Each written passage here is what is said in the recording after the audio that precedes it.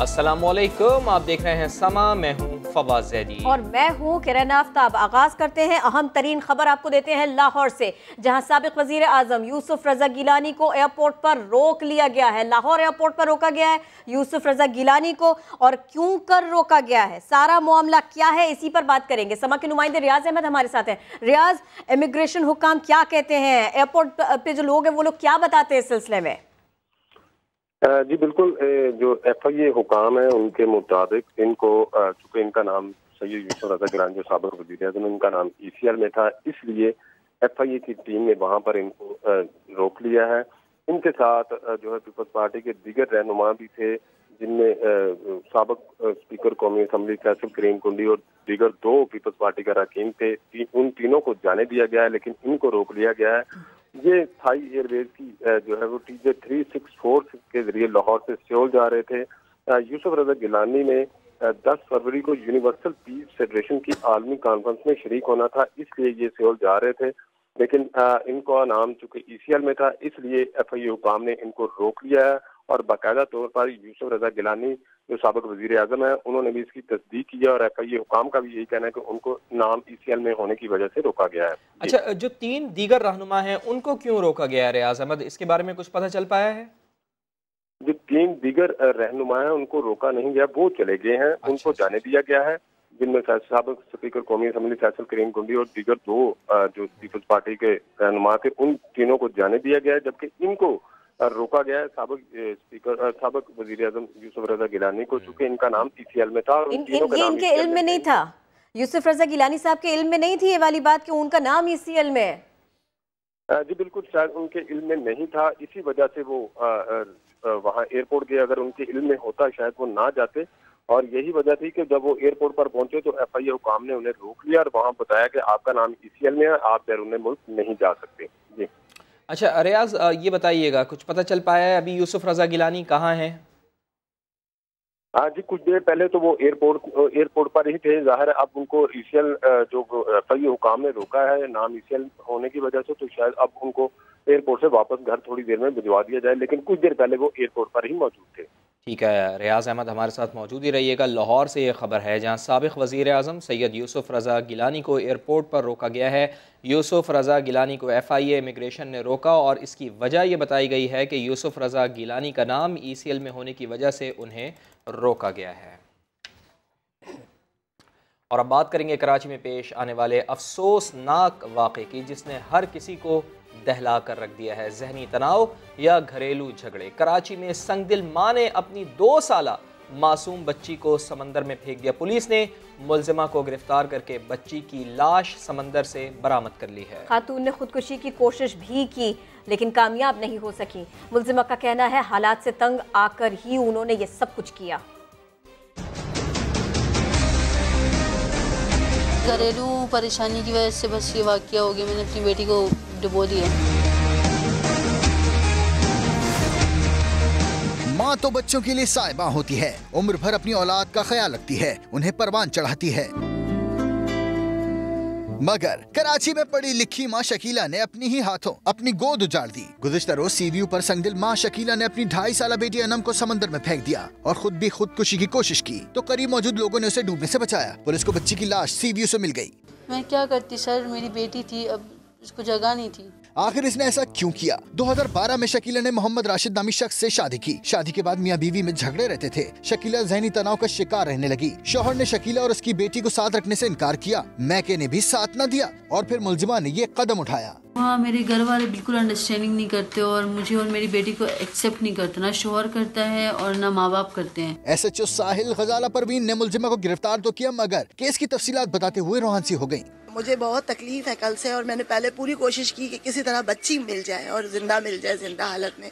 लेकिन सिर्फ मैं ये कहना चाहती हूँ कि हम ख़वातीन की इज्जत कब करेंगे? मुलजिमा शकीला के ससुराल वालों का कहना है कि वो तो पैदाइशी जहनी मरीजा है, काफी अरसे से अंडर ट्रीटमेंट है और ये बाई बर्थ इसकी जो है वो साइकी का इशू था। सवाल ये है कि अगर शकीला पैदाइशी जहनी मरीजा थी तो फिर उसने BBA तक तालीम कैसे हासिल की? शकीला का शौहर कहाँ है? शकीला बच्ची को शौहर के घर से लेकर गई तो फिर किसी ने उसको ढूंढा क्यों नहीं? कहीं ऐसा तो नहीं कि शादी के बाद शौहर और उसके अपने घर वालों के रवैये ने उसे जहनी मरीजा बना दिया? मकामी अदालत ने मुलजिमा को 3 रोजा जिस्मानी रिमांड पर पुलिस के हवाले कर दिया। मजहबी स्कॉलर बिलाल कुतुब कहते हैं कि माँ तो बच्चों को हर तकलीफ से बचाती है, कातिल कैसे बन सकती है? माहिर नफ्सियात डॉक्टर इकबाल कहते हैं कि इंसान मायूसी में इंतहाई कदम उठाता है। बेटियां तो खुदा की रहमत होती हैं, अल्लाह की तरफ से माँ बाप के लिए इनाम होती हैं, लेकिन कराची की शकीला ने अपनी ही बेटी अनम को बोझ समझकर समंदर में फेंक दिया। बिलाल कुतुब कहते हैं रिश्तों से एतमाद खत्म हो रहा है।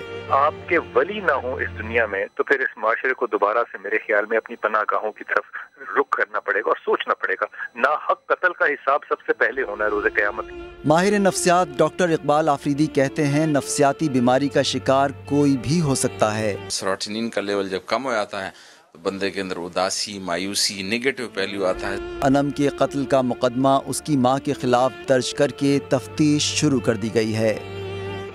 कराची के इलाके कोरंगी में 6 साला बच्ची को ज्यादती का निशाना बनाने वाले मुलजिम फरहान को पुलिस ने गिरफ्तार कर लिया। गिरफ्तार मुलजिम ने 1 फरवरी को 6 साला बच्ची को मुबैना तौर पर ज्यादती का निशाना बनाया था। न्यू कराची की रिहायशी बच्ची कोरंगी में नाना के घर रहने के लिए आई थी। पुलिस को केमिकल रिपोर्ट और DNA टेस्ट का इंतजार है, जबकि मुलजिम से तफ्तीश जारी है। कराची में मासूम 6 साला बच्ची को मुबैना ज़्यादती का निशाना बनाने वाले मुलजिम फरहान को पुलिस ने गिरफ्तार कर लिया है। इस वक्त समा के नुमाइंदे शाहनवाज अली कादरी जेल में मौजूद हैं, उनसे तफसीलात जानते हैं। शाहनवाज, बताइएगा कि इस मुलजिम का क्या कहना है इस बारे में?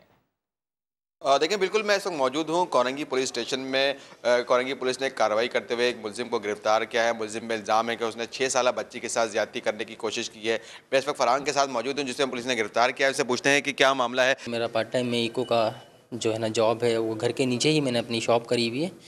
तो जिस वक्त मैं शॉप खोलता हूँ तो बच्चे घर के एंजॉयमेंट के लिए मतलब इस तरह से सॉन्ग प्ले होते हैं, तो वो आके इस वक्त वहाँ पे खड़े हो जाते हैं, बच्चे कुछ डांस वगैरह करते हैं, एंजॉयमेंट करते हैं। तो उस वक्त ये बच्ची भी वहीं पर थी, मेरे बच्चे भी थे साथ में, बराबर में मेरा बच्चा रहता है, वो भी था साथ में। तो छोटे बच्चे के साथ मैंने उसको चिंची पे बैठने की ज़िद कर रहा था, तो मैंने उसको कहा कि आप जाके चिंची पे बैठ जाएँ। तो दूसरा बेटा मेरे साथ ही था, वो बच्ची भी मेरे साथ ही थी। मैंने उसको हक किया, मतलब हक करके उसके गाल पे मैंने किस किया, बस इतना मेरा करना था और ये मेरा जुर्म है। जैसे कि आपने सुना कि मुलजिम का यही कहना है कि उसने जो है जुर्म नहीं किया है, जबकि पुलिस का कहना है कि ये जोया अपनी नानी के घर आकर रुकी थी, जबकि ये इनके घर दुकान जो है बिल्कुल घर के साथ वाक़ मौजूद है। मुलजिम को गिरफ्तार करके मुकदमा दर्ज करके तफ्तीश की जा रही है। जी। उधर मीरपुर में इंसानियत शर्मा गई। 3 मुलजिमान ने 11 साला बच्ची को मुबैना ज़्यादती का निशाना बनाया। पुलिस ने 2 मुलजिमान को हिरासत में ले लिया है, 1 मुलजिम फरार हो गया। रिजवान अकरम की रिपोर्ट। मीरपुर में इंसानियत सोज वाकया। थाना थोथाल की हदूद में 3 औबाश अफराद घरों में काम करने वाली 11 साला मासूम बच्ची को डरा धमका कर मुबैना ज्यादती का निशाना बनाते रहे। बच्ची की तबीयत खराब होने पर घर वालों को पता चला कि वो 3 माह की हामला है और मुझे बुलाते रहे, काम करते, फिर मेरे साथ ऐसा करते थे। पुलिस ने मुकदमा दर्ज करके मुलजिम फूड इंस्पेक्टर शहरियार और ठेकेदार मोहम्मद शब्बीर को गिरफ्तार कर लिया, जबकि तीसरे मुलजिम अमीन की तलाश जारी है। कोर्ट में हमने तहकीक करते हुए पहले तो उस लड़की का जो मुतासरा लड़की थी उसको मेडिकल कराया। मेडिकल रिपोर्ट जो है पॉजिटिव आई है, बल्कि उसमें ये भी जाहिर हुआ है डॉक्टर साहब ने बताया कि 3 माह की प्रेगनेंट है लड़की। बच्ची के बाप के मुताबिक मुल्जिमान और उनके घर वाले मामला सामने आने पर जुबान बंद रखने के लिए धमकियां दे रहे हैं। राजू घर दे घर जूड़े लैन जांदी ओदा मुलाजम पढ़ के गंदे काम करते रहे ते अगों दी बीवी लै गई ते कहती मैं गड्डियां साड़ियां मैं बंदे ही मारे ने, तू मेरा की कर लेगा। बच्ची के बेबस बाप ने अरबाब इख्तियार से इंसाफ की अपील करते हुए मुल्जिमान को सख्त सजा देने का मुतालबा किया है। रिजवान अकरम, समा, मीरपुर। दुनिया भर में कई लोग मोबाइल फ़ोन का इस्तेमाल करते हुए हादसात का शिकार हो जाते हैं और जान से जाते हैं। ऐसा ही एक वाक़या लाहौर में भी पेश आया। रेलवे लाइन अबूर करते हुए मोबाइल फ़ोन का इस्तेमाल नौजवान की जान ले गया। मोबाइल फ़ोन सहूलत भी और मौत का सामान भी। दुनिया भर में मोबाइल इस्तेमाल करते हुए अफराद तो हादसात का शिकार होते ही हैं। अब पाकिस्तानी भी इससे महफूज नहीं। लाहौर में नौजवान पटरी अबूर करते हुए ट्रेन की जद में आकर जान से गया। शाहजला टाउन में उमर ट्रेन की पटरी पर से गुजर रहा था, मगर साथ ही कानों पर हैंड फ्री लगाए मोबाइल पर किसी से बात कर रहा था। न ट्रेन की आवाज सुनी और न ही देख सका, यूं जान गंवा दी। इससे पहले भी कई शहरी मोबाइल इस्तेमाल करते हुए हादसात का शिकार होकर जान से जा चुके हैं। कराची के इलाके फ्रंटियर कॉलोनी में फायरिंग से एक शख्स हलाक हो गया। पुलिस के मुताबिक वाकया जाती दुश्मनी का लगता है। जाए वक़ूअ से कोई खौल बरामद नहीं हुआ। कराची में कातिल दन आने लगे। साइड फ्रंटियर कॉलोनी नंबर 2 में नामालूम मुसल्लह मुल्जिमान ने अंधाधुंध फायरिंग की और फरार हो गए। फायरिंग से दाऊद नामी शख्स हलाक हुआ। रेस्क्यू एहलकारों के मुताबिक मकतूल को गर्दन में गोली लगी। औरंगी टाउन का रिहायशी दाऊद बहन से मिलने साइड फ्रंटियर कॉलोनी आया था। कराची पुलिस ने मलीर कैंट के करीब रेस्टोरेंट पर फायरिंग करके मैनेजर को जख्मी करने वाले 2 अफराद को गिरफ्तार कर लिया है। पुलिस सीसीटीवी फुटेज की मदद से मुल्जिमान तक पहुंची। सऊद बिन मुर्तज़ा की रिपोर्ट। लॉकअप में मौजूद ये वो मुल्जिमान हैं जो मलीर कैंट थाने की हुदूद में नशे की हालत में रेस्टोरेंट में दाखिल हुए, मैनेजर समेत स्टाफ से झगड़ा किया। गुस्से में आकर मुल्जिमान ने फायरिंग भी की, जिससे रेस्टोरेंट मैनेजर जख्मी हुआ। किचन मैनेजर की मुद्दत में मलीर कैंट थाने में मुकदमा दर्ज हुआ, जिसके बाद सीसीटीवी फुटेज की मदद से सियासी घराने से ताल्लुक रखने वाले 2 भाई मीर मुस्तफ़ा राशिदी और अतर राशिदी को गिरफ्तार करके तफ्तीश शुरू कर दी गई। सिंध हाई कोर्ट के अहाते में अटॉर्नी जनरल के दफ्तर के क्लर्क की पुरस्रार मौत। पुलिस ने वाकया खुदकुशी करार दिया तो अहले खाना ने तहकीकात का मुतालबा कर दिया। आसिफ 3 बच्चों का बाप था, 4थी मंजिल से गिरकर जाँ बहक हुआ। खुदकुशी या कत्ल, अटॉर्नी जनरल के दफ्तर के क्लर्क आसिफ की मौत मुअम्मा बन गई। पीर के रोज सिंध हाई कोर्ट के अहाते में 3 बच्चों के बाप की 4थी मंजिल से गिरकर मौत वाक़ई हो गई। भाई खुदकुशी नहीं कर सकता, वो तो दूसरों को हिम्मत देने वाला था। मतूफी आसिफ के भाई ने मौत पर सवालात उठा दिए। ये ना कहें कि ये खुदकुशी है, इसके पीछे क्या अवामिल कार फरमा है उसकी तरफ भी ध्यान दिया जाए, क्योंकि मेरा भाई दीनदार था, माशाल्लाह से पढ़ा लिखा था। आसिफ के बेटे ने बताया कि वालिद की किसी से दुश्मनी या झगड़ा नहीं था। संडे वाले दिन भी मेरे साथ थे, बिल्कुल नॉर्मल थे, बिल्कुल ठीक थे, कोई भी परेशानी नहीं थी अब्बू को, तो बिल्कुल सही थे, वो नॉर्मल थे। पुलिस के मुताबिक वाकया खुदकुशी है। इब्तिदाई तफ्तीश में कत्ल के शवाहिद भी नहीं मिले। जाए वक़ूआ से सीसीटीवी फुटेज हासिल करके तहकीकात का दायरा बढ़ा दिया। कैमरामैन इमरान शाहिद के साथ शाहनवाज अली कादरी, समा, कराची। खैरपुर में कत्ल की गई 13 साला रमशा के केस में पेशरफ्त। पुलिस ने गिरफ्तार मुलजिम को अदालत में पेश करके 7 रोज़ा रिमांड हासिल कर लिया। शफीक शर की रिपोर्ट। खैरपुर की रमशा वसान कत्ल केस में गिरफ्तार मुलजिम को पुलिस ने खुसूसी अदालत में पेश किया। अदालत ने मुलजिम गफार वसान को 7 रोज़ा रिमांड पर पुलिस के हवाले कर दिया। तफ्तीशी अफसर ने मरकजी मुलजिम जुल्फ़िकार वसान का नाम ECL में डालने की सिफारिश की है। एक अहम और मरकजी मुलजिम गफार वसान को गिरफ्तार किया गया है। इसके साथ साथ जो बाकी मुलजमान हैं उनकी गिरफ्तारी के लिए भी कोशिशें जारी हैं। 1 फरवरी को बासर मुलजिमान ने 7वीं जमात की तालबा रमशा वसान को घर में घुसकर मां के सामने बेदर्दी से कत्ल किया था। नो एंट्री और एग्जिट थी, 2 राइट में आर्म में थी, 2 लेफ्ट में थी, 1 मिड ऑफ द चेस्ट थी, 2 बिलो द चेस्ट थी। ताहम आवाज बुलंद करने पर मकतूला बच्ची के वालिदैन को गायब कर दिया गया, लेकिन पुलिस इसकी तरदीद कर रही है। शफीक शर, समा, खैरपुर। गुजरावाला में गुज़िश्ता रोज़ स्कूल के बाहर से अगवा होने वाली पहली जमात की तालिबा को बाजियाब करा लिया गया। पुलिस ने अगवाकार को भी गिरफ्तार किया। मोहसिन खालिद की रिपोर्ट। गुजरावाला के इलाके फकीरपुरा से बच्ची को अगवा करने वाला मुलजिम पकड़ा गया। पहली जमात की तालिबा को मुलजिम गुज़िश्ता रोज स्कूल के बाहर से उठाकर ले गया और रिहाई के लिए अहले खाना से 25 लाख रुपए तावान मांगा। हेलो, कौन बोल रहा है? आमना दी अम्मी है। हाँ जी, मैं आमना दी अम्मी गल करनी है। भाई तू कौन है? अच्छा, तेरी बच्ची मेरे कोल है, 5 लाख रुपया दे वरना लाश आएगी। मैं सदके जावा, मेरी आमना, मेरा बेटा मेरी धी नूं छड्ड दे, मैं थोड़े बहुते कर दियांगी, मैनू टाइम दे। पुलिस ने सीसीटीवी की मदद से मुलजिम की शनाख्त की तो वो कोई और नहीं बल्कि बच्ची का पड़ोसी निकला। इसने फिर कॉल भी की, उनको थ्रेट के लिए कॉल भी की, तावान के लिए भी कॉल की, तो फिर उसको टेक्निकली ट्रेस करके तो अल्लाह ताला ने कामयाबी दी, वो बच्ची भी बरामद हो गई और ये मुलजिम भी पकड़ा गया। पुलिस ने मुलजिम के खिलाफ मुकदमा दर्ज करके तफ्तीश शुरू कर दी है। कैमरामैन शब्बीर हुसैन के साथ मोहसिन खालिद, समा, गुजरांवाला। लाड़काना के गांव से गुज़िश्ता रोज़ अगवा होने वाली 2 ख़वातीन और नौमौलूद बच्चे को पुलिस ने बाजियाब करा लिया है, मगर बच्चे की ज़िंदगी न बचाई जा सकी। नवीद लाड़क की रिपोर्ट। पसंद की शादी 2 बरादरियों में दुश्मनी की वजह बन गई। लाड़काना के गोट साहिब खान में मुल्जिमान मलानो बरादरी की 2 ख़वातीन और 6 दिन के बच्चे को अगवा करके ले गए। पुलिस ने रात गए कार्रवाई करके मुग़वी ख़वातीन और बच्चे को बाजियाब करवा लिया। फ़ौरन इमीडिएटली पुलिस ने रिस्पॉन्ड किया था। कुछ टाइम बाद जो है ना उन्होंने रब्ता किया कि ये ख़वातीन हम छोड़ रहे हैं, आप हमारी ख़वातीन, तो हमने वो वापस करके उनकी ख़वातीन उन्होंने हमारे हवाले कर दी जो मलानो कौम की थी। बच्चे की हालत खराब होने पर उसे चांडका अस्पताल के चिल्ड्रन वार्ड मुंतकिल किया गया, मगर वो जांबर ना हो सका। इमरान खान साहब और मुराद अली शाह इल्तिजाई को तारक चांडियो और जो भी उनमें बच्चे के इसमें है खून में कत्ल करने में और उसको तकलीफ देने में, उनको जल्द से जल्द गिरफ्तार करे और उसको सजा दे। पुलिस ने हमले और अगवा का मुकदमा दर्ज करके 2 ख़वातीन समेत 5 अफराद को हिरासत में ले लिया है। अहले खाना ने आला हुक्काम से वाक़े का नोटिस लेकर मुल्जिमान के खिलाफ सख्त कार्रवाई का मुतालबा किया है। कैमरामैन तारिक चना के साथ नवीद लाड़क, समा, लाड़काना। कराची में पुलिस मोबाइल जैसी गाड़ी में सवार अफराद कायदाबाद और भैंस कॉलोनी में ताजरों से रकम बटोरने लगे। ताजरों ने मुकदमा दर्ज करा दिया है। IG सिंध ने वाक़े का नोटिस ले लिया। पुलिस के नाम पर रकम वसूली, कराची पुलिस भी परेशान। ताजरों ने कायदाबाद और सुखन थाने में मुकदमा दर्ज करा दिए। मुकदमे में कहा गया है कि भैंस कॉलोनी और कायदाबाद में पुलिस गाड़ी में सवार मशकूक पुलिस एहलकारों ने ताजरों से लाखों रुपए बटोरे। पुलिस ने फुटेज की मदद से छानबीन शुरू कर दी। उधर IG सिंध कलीम इमाम ने ताजरों से रकम बटोरने के वाकयात का नोटिस लेते हुए SSP मलिर से तफसीली रिपोर्ट तलब कर ली। पेशावर में कुंडा माफिया और बिजली चोरों के खिलाफ घेरा तंग, ऑपरेशन के खिलाफ बल्दियाती नुमाइंदों ने एहतजाज किया। साथ बिन उवैस की रिपोर्ट।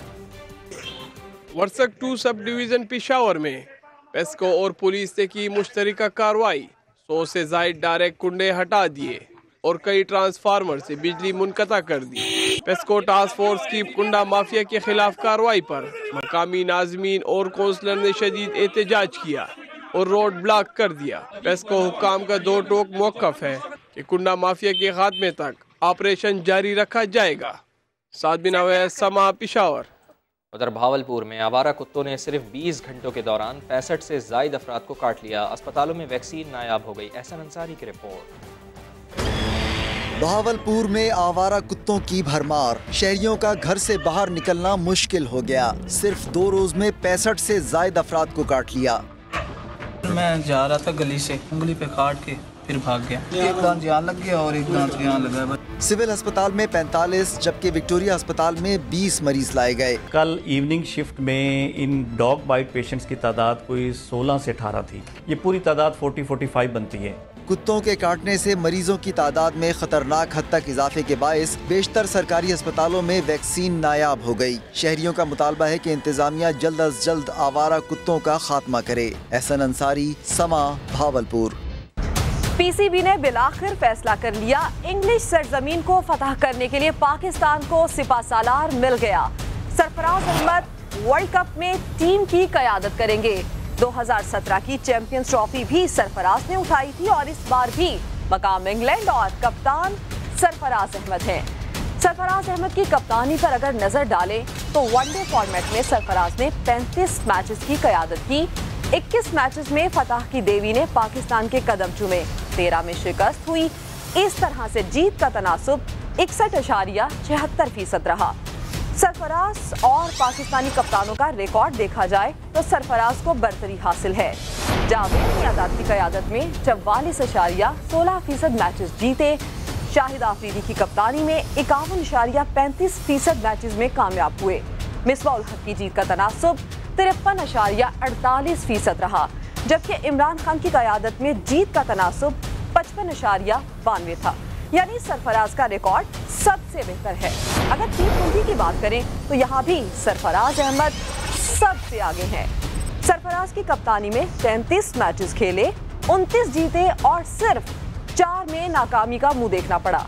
मुसलसल 11 सीरीज जीतने का आलमी रिकॉर्ड भी सरफराज के हिस्से में आया। लेकिन सरफराज के जाते ही फतूहात को ब्रेक लग गई। शुएब मलिक की क़यादत में पाकिस्तान 2.5 साल बाद पहली सीरीज हार गया। कोयटा में बारिश और बर्फबारी से मौसम सर्द हो गया। साल भर बाद आसमान से गाले गिरे तो चेहरे खिल उठे। नूरुल आरिफीन की रिपोर्ट। कोयटा में पहले बारिश ने रंग जमाया और फिर आसमान से गिरते बर्फ के गालों ने समा बांध दिया। बारिश और बर्फबारी से शहर का हुस्न मजीद निखर आया।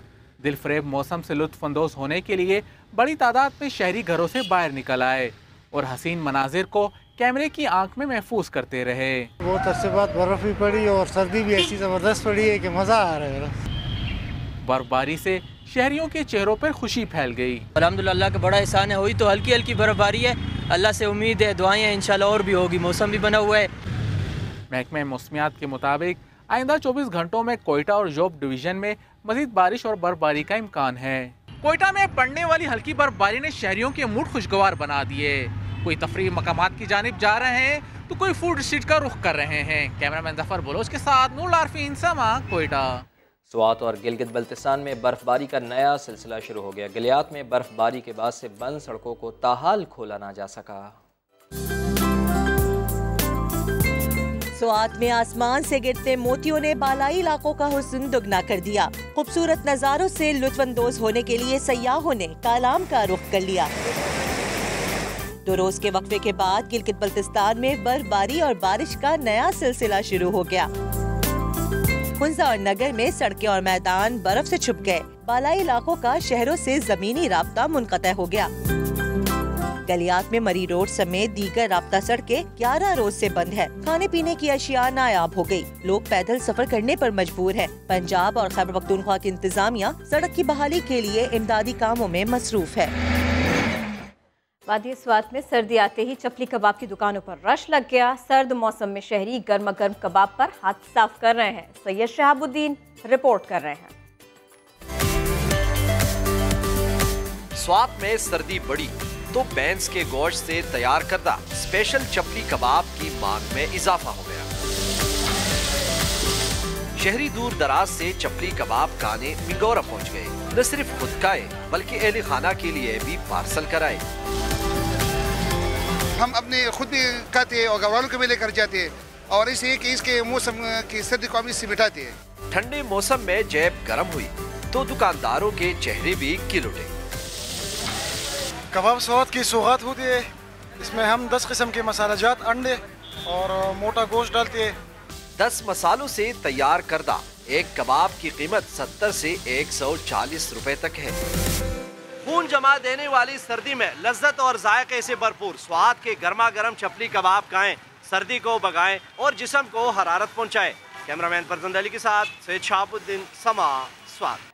10 रुपए में पेट भर खाना, यकीन नहीं आया ना? कराची में एक ऐसा दस्तरखान है जहां 10 रुपए में पेट भर कर खाना दिया जा रहा है। लारेब शेख की रिपोर्ट। जहां आज के दौर में हमारी नौजवान नस्ल को मोबाइल फोन और इंटरनेट से फुर्सत नहीं, वहीं कुछ नौजवान इंसानी हमदर्दी का कितना जज्बा रखते हैं, आपको दिखाते हैं।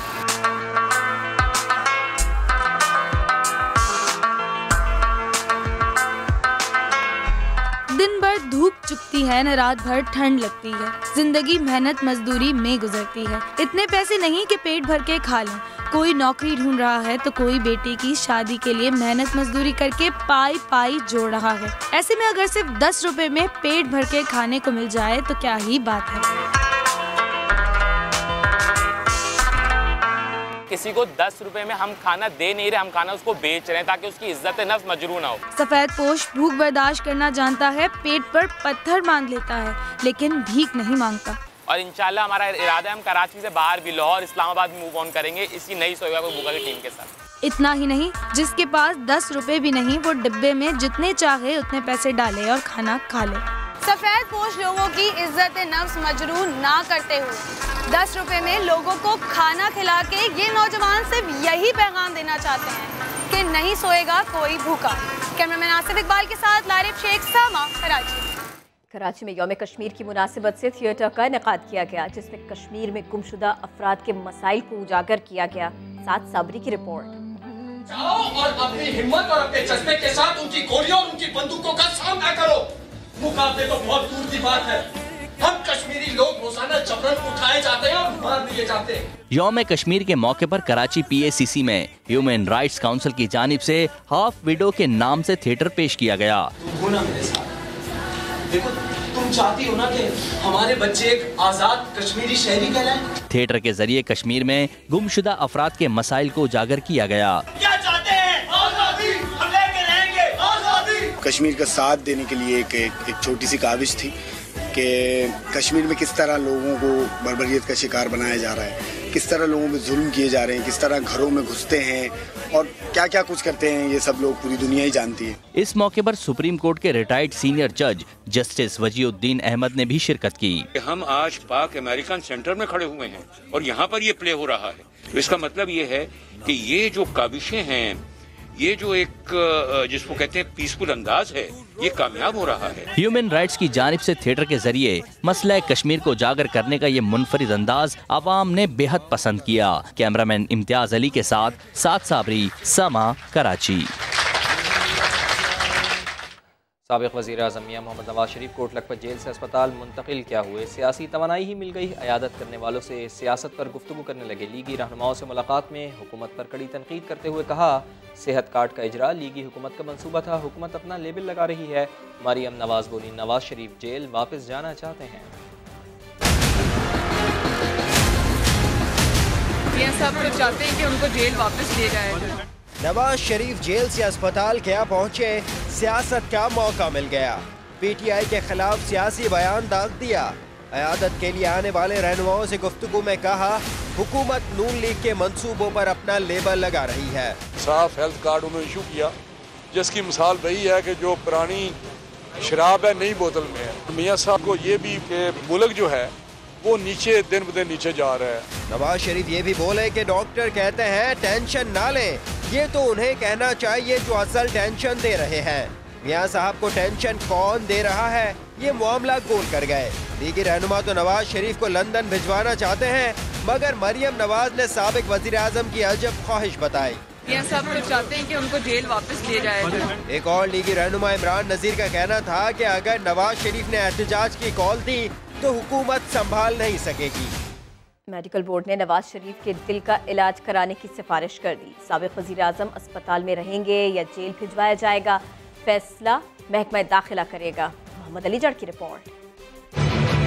नवाज शरीफ को अस्पताल में जेरे इलाज रखना है या दोबारा जेल मुंतकिल कर दिया जाए, मेडिकल बोर्ड ने तजावीज भिजवा दी। हतमी फैसला महकमा दाखिला करेगा।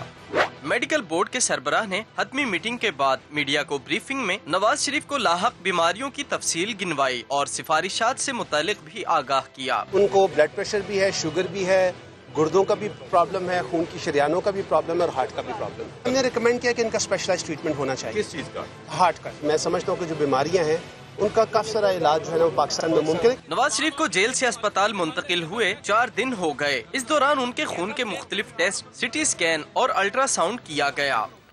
नवाज शरीफ के करीबी साथी लीगी रहनुमा परवेज रशीद ने डील की बात सख्ती से मुस्तरद कर दी है। शेख रशीद को चैलेंज दिया कि हिम्मत है तो डील करने वाले का नाम बताएं। उन्होंने और क्या कहा, सुनते हैं। सख्ती के साथ तरदीद करता हूँ, ना कोई डील हमने की है, ना किसी किस्म की डील की हमारी कोई ख्वाहिश है। नवाज शरीफ साहब अगर अस्पताल में आए हैं तो उनका हक दिया गया है, किसी ने कोई मेहरबानी नहीं की। हमजा बाहर गए हैं तो वो अदालत की इजाजत से गए। आप तो डील की बात करते हैं। मैं ये कहता हूँ कि शहबाज शरीफ के साथ तो ज्यादती और नाइंसाफी हो रही है। पहले तो वो जुर्रत पैदा करें शेख साहब अपने अंदर और उस कुव्वत का नाम लें जिसके साथ डील की। उस्मान बुज़दार साहब के बारे में खुद तहरीक इंसाफ जो है वो ज्यादा शोर मचाती है। ये उनकी जो इन हाउस डॉग फाइट है वो चल रही है। वज़ीर आला बनाने के बाद उसके साथ तावन नहीं कर रहे, ये कोई अच्छी मिसाल वो कायम नहीं कर रहे। हम कोई ऐसा गड़ा खोदने को तैयार नहीं जिसमें पार्लियामेंट की बनाई हुकूमत जो है वो किसी हादसे का शिकार हो। लेकिन अगर हुकूमत खुद अपनी कोताहियों की वजह से, और अब तो उन्होंने कुछ गुनाह करने भी शुरू कर दिए हैं, उन गुनाहों की वजह से किसी बोझ के तले आ जाती है तो फिर ये जिम्मेदारी खुद इमरान खान साहब के सर पर होगी। गैस महंगी होने के असरात आवाम को परेशान कर रहे हैं। सर्दियों में आने वाले बिलों ने सार्फिन को चकरा कर रख दिया। मोहम्मद लुकमान की रिपोर्ट। पहले गैस की कीमत में इजाफा हुआ, बाकी कसर ओगरा के नए स्लैब्स ने पूरी कर दी। एक चूल्हा जले तो बिल तकरीबन 300 रुपए, गीजर और हीटर जले तो बिल हजारों में आने लगा। ज्यादा बिलों के मुतासरीन का एक हजूम सुई नॉर्दर्न के दफातर के बाहर नजर आ रहा है। पहले ये रिकॉर्ड है, इसके ऊपर 1500, 1600, 1800 ये बिल है। अब 34,400 बिल आया एक महीने का, मैं कहाँ से पूरा करूँ? 15,000 रुपया रिक्शा चला के अपनी बच्चों की मजदूरी करता हूँ, तो ये इतना बिल मैं किधर से दूं भाई? वजीर आजम इमरान खान ने गैस के बिलों में इजाफे का नोटिस लिया है, जबकि ओगरा हुक्काम सारफीन के मुख्तलिफ दराजात पर नजर सानी कर रहे हैं। कैमरामैन अली मुश्तबा के साथ मोहम्मद लुकमान, समा, लाहौर। वजीर पेट्रोलियम गुलाम सरवर ने सार्फिन को गीज़र के इस्तेमाल में एहतियात का मशवरा दे दिया। कहते हैं कि वजीर आजम की हिदायत पर ओवर बिलिंग की तहकीकात कर रहे हैं। एहसन इकबाल ने दावा किया है कि PTI की ना तजुर्बेकारी से बहरान जन्म ले रहे हैं। हुक्मरान पत्थर के दौर में धकेलना चाहते हैं। गीजर के इस्तेमाल में किफायत शौरी से बचत हो सकती है। वजीर पेट्रोलियम ने अवाम को मशवरा दे दिया। इंकिशाफ किया कि गैस के बिल ने उनके होश उड़ा दिए, जिसके बाद वो इस्तेमाल के वक्त ही गीजर ऑन करते हैं। मेरा 70,000 बिल आया तो मैंने गीजर, दो गीजर लगे थे, एक गीजर डिस्कनेक्ट करवाया, एक गीजर रखा। तो कम अज कम हर सारिफ को, हर शहरी को थोड़ा एहसास जिम्मेदारी भी करना चाहिए। एहसन इकबाल भी गैस के जायद बिलों पर शिकवा करते दिखाई दिए। इल्जाम लगाया कि हुक्मरान पत्थर के दौर में धकेलना चाहते हैं। मेरा अपना जो गैस का बिल है, मैं देख के परेशान हूँ कि तकरीबन 60,000 से ऊपर का वो आया है। घर के अंदर वही 2-4 हीटर हैं, 1-2 गीजर हैं जो चलते हैं। अब जो वफाकी वजीर साहब हैं वो कहते हैं कि आप घरों में गीजर बंद कर दीजिए। ये तो हमें स्टोन एजेस में लेके जाना चाहते हैं फिर दोबारा। एहसन इकबाल ने दावा किया कि मुस्लिम लीग ने अपने दौर में तवानाई के बहरान पर काबू पा लिया था, लेकिन हुक्मरानों ने अपनी नातजुर्बाकारी की वजह से अवाम को दोबारा मसाइल से दो चार कर दिया है। कुदरत ने करिश्मा दिखाया, तूत के तने में बरगद का दरख्त उगाया। एक दरख्त पर खिजा जबकि दूसरे पर सदाबहार के रंग बिखर गए। पेशावर से अब्दुर्रहमान की रिपोर्ट।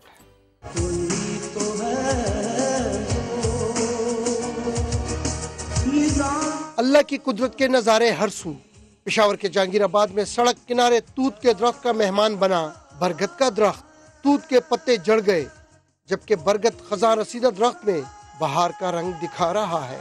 माहिरीन नबातात भी हैं इस पर हैरान। कुदरत का करिश्मा है कि दो मुख्तलिफ किस्म के पौधे आपस में ग्रो हो रहे हैं। एक ही तन्ने से खुराक हासिल करने वाले दोनों दरख्तों को लोग दूर दूर से देखने आ रहे हैं। अनोखा मिसाल है कि इस तरह भी नेचर में हुआ है। कुदरत के शाहकार को शहरी महफूज कर रहे हैं अपने मोबाइल्स में। इंसान गौर व फिक्र करे तो कुदरत की निशानियाँ हर जगह फैली नजर आती हैं। कैमरामैन असद अली के साथ अब्दुर्रहमान, समा, पेशावर। और इसी के साथ ही वक्त हो गया ब्रेक का, जिसके बाद दोबारा हाजिर होंगे हेडलाइंस के साथ। देखते रहिए समा।